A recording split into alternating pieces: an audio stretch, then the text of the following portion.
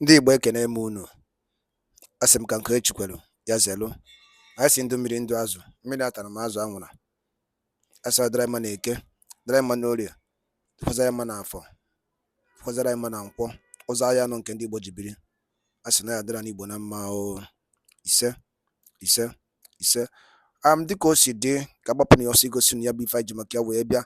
Na tupu anyị aga n'iru gosi na ya bụ ife, ọ bụla nke a bụ ụbọchị izu gị.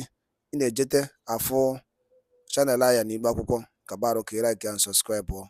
Tinyekwa kọmentị, share ekwe ya, tụsa ya bụ ozi ka ụmụnne anyị dị n'ebe dị iche iche wee nụ ya bụ ife na-eme n'obodo a. Dịka o si dị, ihe wetara unu tata bụ nnukwu update dị oke mkpa. Mma nchọ ka onye ọbụla misie ya. Mma nchọ ka ị ga-ya bụ ife, ị ga-esi ya bụ ife wetara unu kpasịta maka ya bụ ife na-eme n'obodo anyị nọ n'ime ya, and were ndị Igbo na-azọ. Drop your own comment. The Nigerian military has been collectively fighting both Boko Haram and the West African branch of ISIL for collectively now 15 years, in which time something like 15 million people have been affected by the insurgency and by the counter-insurgency. The government has claimed several times that the group has been, quote, technically defeated, yet they continue to operate, yet they continue to regroup. Do you see this as a failure of the politicians or a failure of the military, of which you are the head? Not at all. I think it just shows how complicated asymmetric warfare is. It's not a one-off thing, unlike conventional warfare. So how do you measure success? You measure success when you start getting life back. IDPs returning back to camps, schools are reopening, markets are working, people can work. I think that's success for us. So it's work in progress. We're not where we are, but we're heading there, and we're sure that we're on the right track. How would you explain the current state of the counterinsurgency if you were to give us a situation report of where we are in terms of the direction of the fighting so far? Yeah, well, since inception, it's been in and out because of the challenges of asymmetric warfare. You know, the armed forces of Nigeria has always been a conventional armed forces. So fighting asymmetric came in as a surprise, as all armies. But we have woken up to the responsibilities, ensuring that asymmetric warfare needs all of society approach. It's not only military. It is having to do with the kinetic and the non-kinetic, working hand in hand to ensure that we succeed. And that's where we're going. So where we are now, we're a lot better than we used to be. Last year when we took over, this year, a lot of improvement. A lot of work still going on, and we'll continue to do that. You say you've woken up to the challenges, woken up, but it's taken 15 years to wake up. Why so long? Like I said, asymmetric warfare is the difficult kind of warfare. I think our advice to any country, don't allow it to start. It's difficult to eradicate because you're dealing with people that have a sense of belonging, believing what they're doing is right, ideology. You don't see it on their foreheads. You don't know who they are.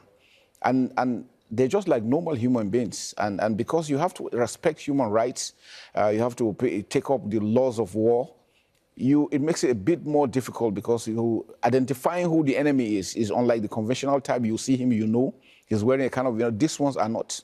And they are your own people from within. We've been in Liberia, we've been in Sierra Leone, we've fought other countries, we've restored peace. And so it's always a surprise that we're still having it, but it shows you the difficulty.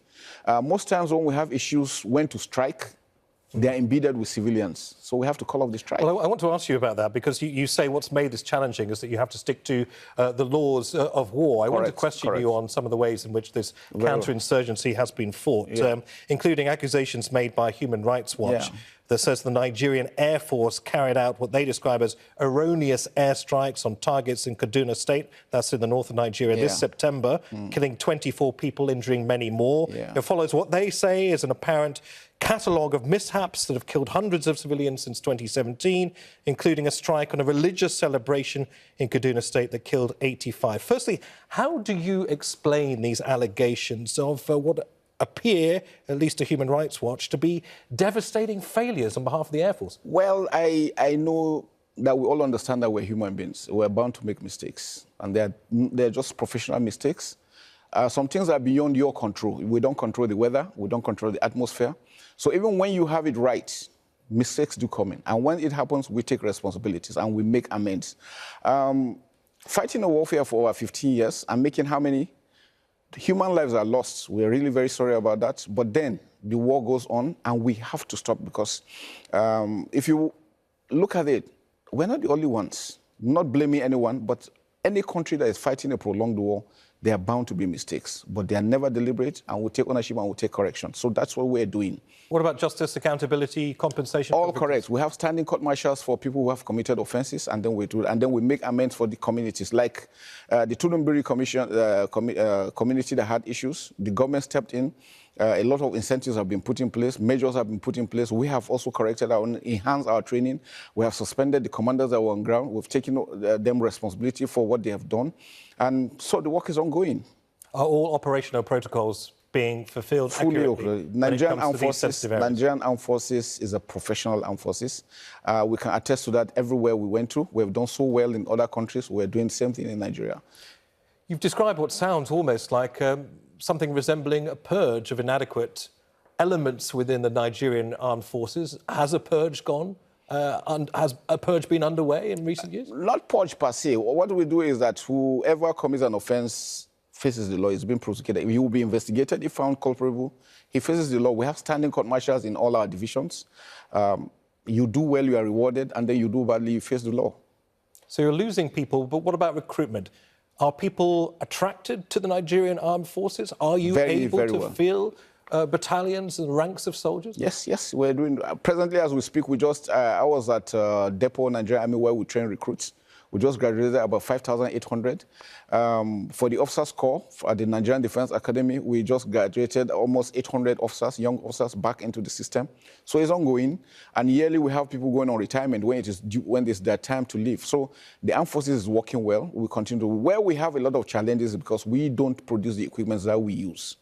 And sometimes it's been a bit difficult getting equipment, even when we have the money. We'll talk about procurement in a minute, but I'm curious about something that you said a little bit earlier in our interview, that amongst many of the challenges are the fact that the enemy is embedded within communities. Correct. And they look like us, which leads to all sorts of complications when it comes to successfully mounting this counterinsurgency. Yeah.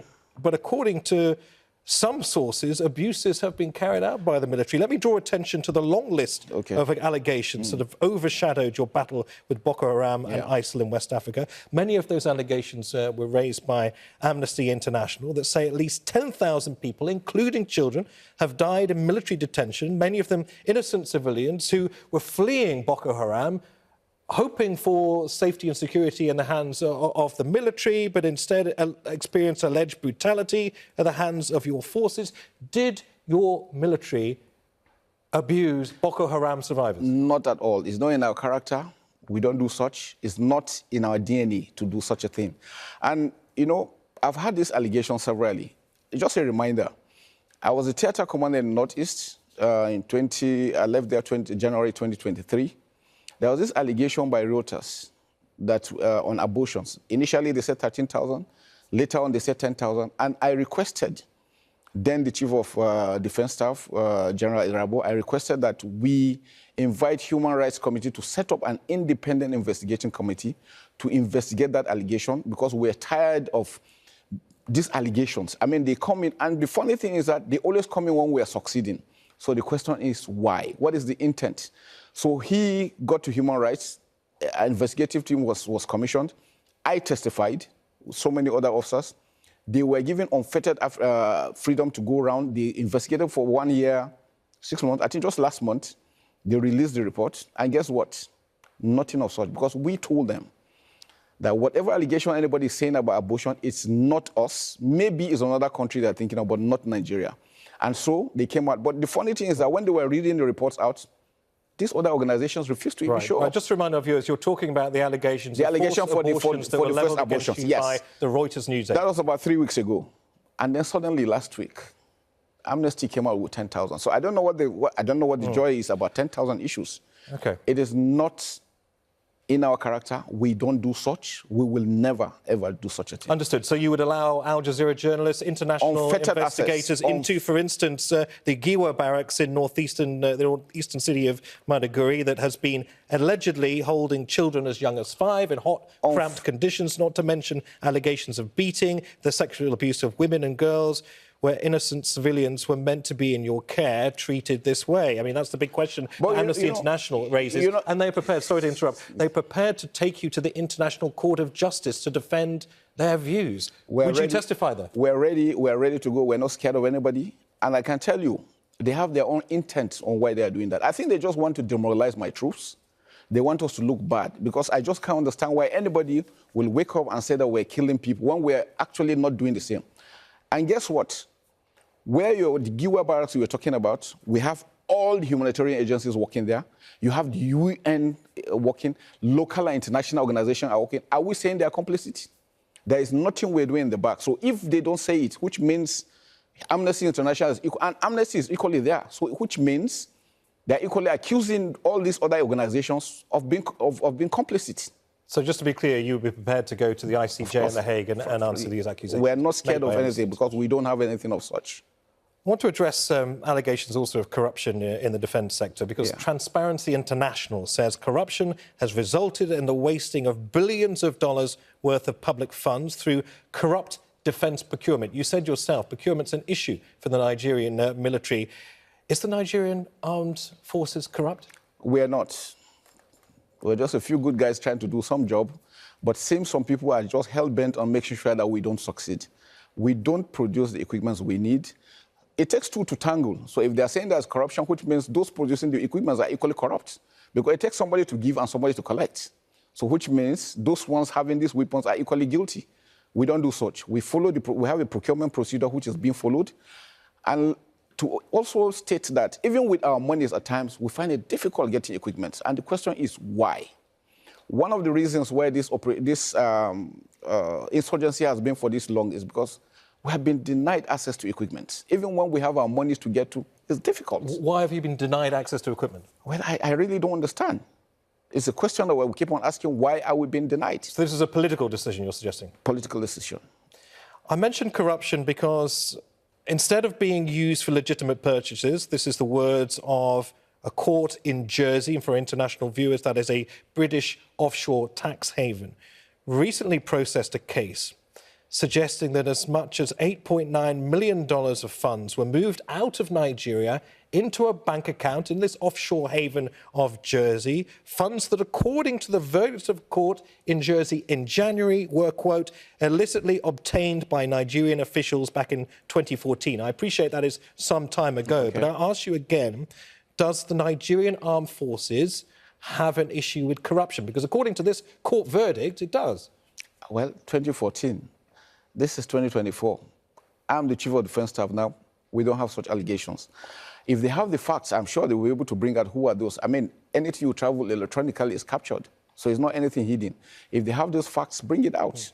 But you see, what we don't want is somebody sitting down somewhere and just assuming that things are happening when they are not.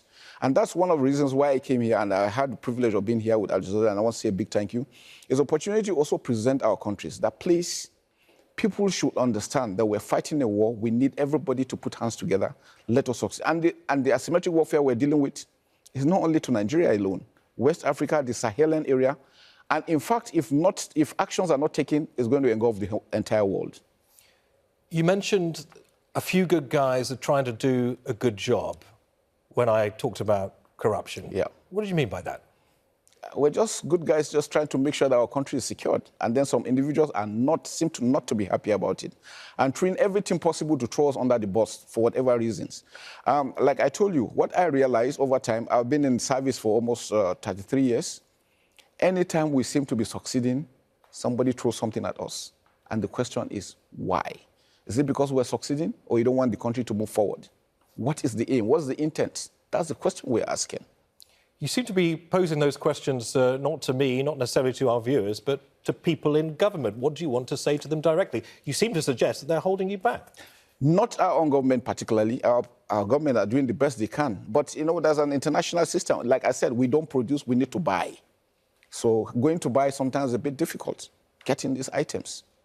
And who are your security partners in the region? Am I right in thinking Nigeria does not have any foreign bases on its soil? Not at all. We do not encourage any foreign base. We have the capacity to secure our country, to secure the sub-region, and to assist Africa. We have that capacity. All we need is to continue to do joint training, which we do, get equipment that we need to help us project these wars. If you're playing this almighty game of catch-up to deal with a type of warfare that you have never dealt with before, asymmetric warfare on this scale, you most certainly need partners.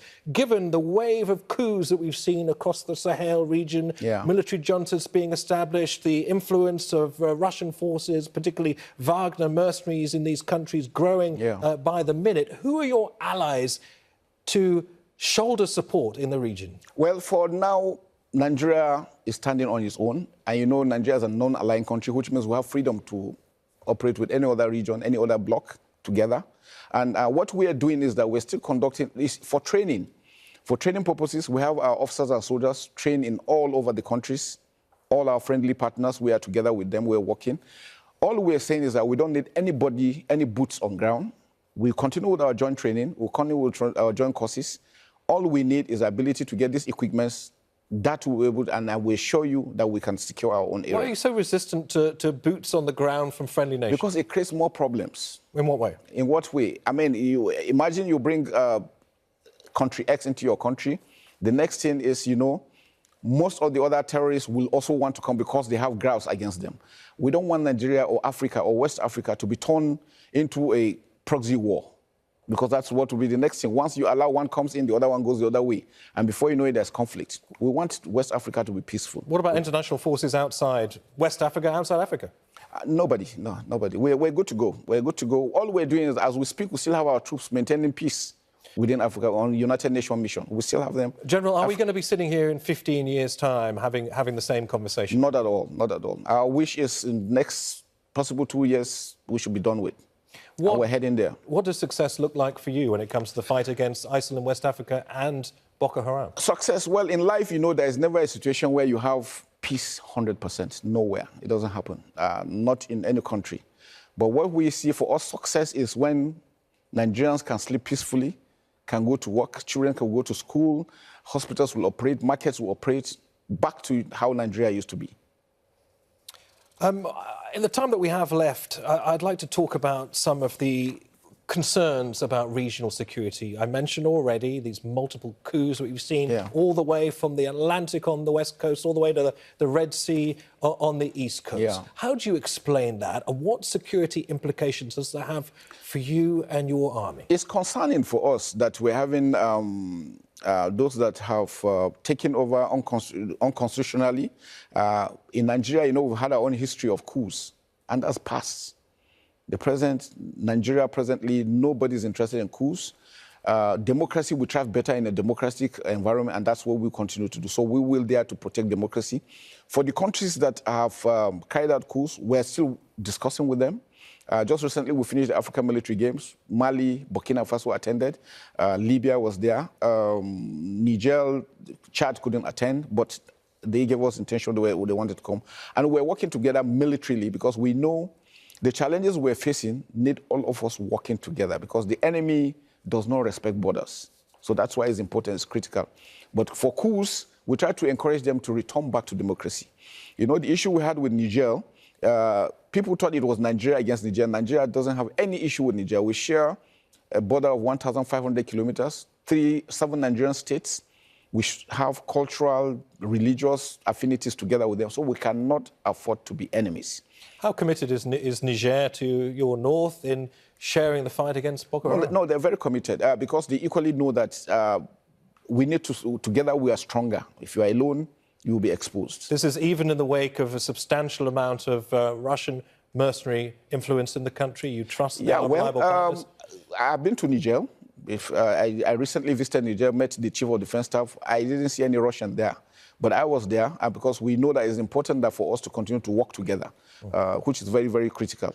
But like I tell you, we will not allow any nation to have a base in Nigeria.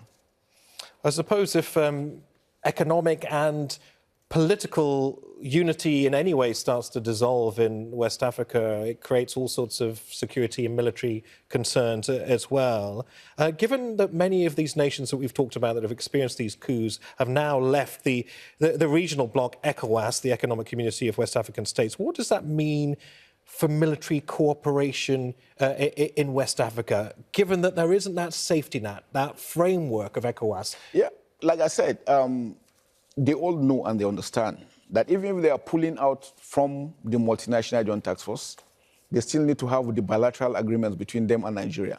Because one, we share land, our land area is almost 923 square kilometers. We share borders with almost 4 or 5 countries together. We know that we need to be together to stand strong. We're also working with them on them returning back to ECOWAS, returning back to the multinational joint task force, because the multinational joint task force is a success story. Among all other operations, this seems to be working. So we need to really leverage on that, and we don't want them to go, we want them to come back. We've seen also the quite rapid departure of, I guess, the old colonial powers, particularly France and certain parts of West Africa. I wonder what that means to you. Do you see that as an inevitable journey for many countries that, of course, have spent years under the colonial yoke? Is this an inevitable direction of travel, and what does it mean to you? Well, to me, it's concerning in that we don't know what will happen next. But the truth about it is that they are Francophone countries, and they've always been with France. So for me, if country A has a problem with B, country B has a problem with B, then there's something wrong that needs to be addressed. So they're taking their own decisions. I think they are sovereign enough to decide what they want. But for Nigeria, we remain strong, we remain committed to ensuring that there's peace in West Africa. Very recently, Joe Biden, the outgoing US president, made one of his only trips to the African continent, I think the first time in sub-Saharan Africa. Donald Trump, probably the most least travelled of US presidents when he was president. Unlikely he'll change this time around. I just wonder, given the magnetic pull, given the influence that America continues to have across the world, what a Trump presidency means to you. Well, I think I will leave that to the political masters. But I would think whatever it is that favors Nigeria, West Africa, and Africa in general, I think we'll want to go through that. The continent has gone through so much. So we need all the friends of Africa, friends of West Africa, friends of Nigeria that will put hands together to ensure that there is peace. We all need peace. You've also spoken in the past about some of the security challenges that have arisen as a result of climate change. Obviously, when crops are decimated, when resources are, few and far between, it leads to insecurity. How do you meet the rising challenge of that in your part of Africa? It's a big challenge. I tell you, for Lake Chad, because we have the Lake Chad countries, Chad, Nigeria, Cameroon, Lake Chad has been a source of economic empowerment to most people. Now over 50 million because it has receded to just 10%. So it's important that for our leaders, and they're working towards that, to see how they could resuscitate this lake. And then the issue of climate change affecting flood some areas, drought some areas.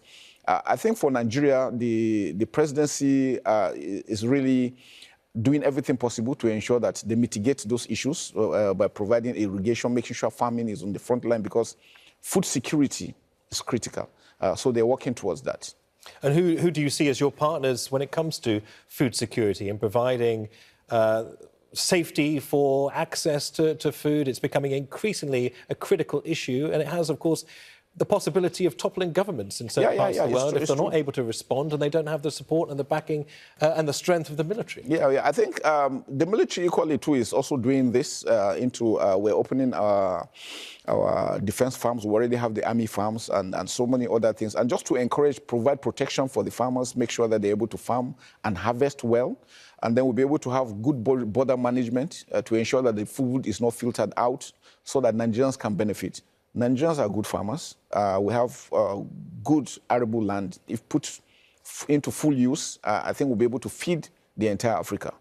That I can assure. So I think it's work in progress, and we're heading there. Given everything that we've talked about as we come towards the end of this discussion, these allegations of mismanagement, of corruption, of mishaps carried out by the Air Force, I wonder, in your mind, whether any of this may have strengthened your enemy. We've talked about a period of 15 long years here. We've talked about playing an almighty game of catch-up. But in the meantime, we've seen Boko Haram regroup and regroup and regroup. What is your answer to that? That you have in some way fed the insurgents? The problem is that I think we've talked to the international community. Let's find out the funding. When they started surrendering, by the time we left, so as we speak, we have over 120,000 that have surrendered. Most of them, when you find them, they are coming with hard currencies. How did they get them? How are they funded? How did they get the training? How did they get the equipment? What is your suspicion? Well, maybe an international conspiracy. You don't know. Who knows? How are they be able to sustain themselves for 15 years? That is one question I think everybody should ask himself. For Nigeria to be able to hold them, and you go to Nigeria, everything seems to be working well. You must have an idea. I mean, let's not talk about international conspiracy theories. Let's give some hard facts. Well, I just leave it at that.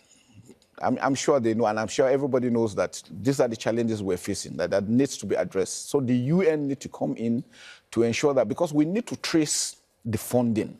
How are they sustaining themselves for 15 years? What does the UN coming in mean? What does that look like? Track the funding. It's international flow. We don't have control over that. Whose interest is it to see Nigeria destabilized? Well, I don't know. You don't know. Your guess is as good as mine. All right, well, I'm sure your guess is better than mine. But anyway, we'll leave that there. General Christopher Musa, it's been a pleasure to have you. Thank you very much. Thanks for talking to us. Thank you very much. I'm excited to be here. Thank you very much. Thank you for your time. Thank you.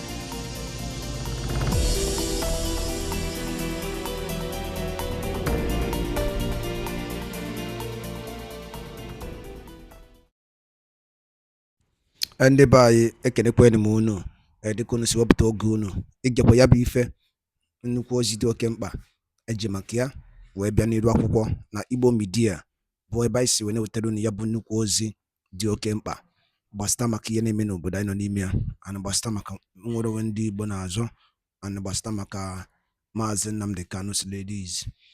Dịka ị nụrụ ihe nwanne anyị nwoke kwuru n'iru akwụkwọ, ka efi were ikwu n'udo nke gị asị gị kwuo, ka efi were ikwu maka na otu aka o ji dịbe njọ ọ ya adịkwanụ mma. Ọkwụ na ọchụ ụmụnne m, achọrọ m ka unu tinyere anyị alụ nke unu ife unu chere n'iru akwụkwọ, ikwucha ya bụ ife kapa arụsie ya, kwurute ụmụnne anyị ndị ọzọ ntị, daalụ dị nne na ụmụnne m Igbo ma na-ege ntị. Anyị na-ekene ndị nnekunu si na-esoyere anyị, anyị siri unu ngwa nke mesịa n'ụmụ Igbo.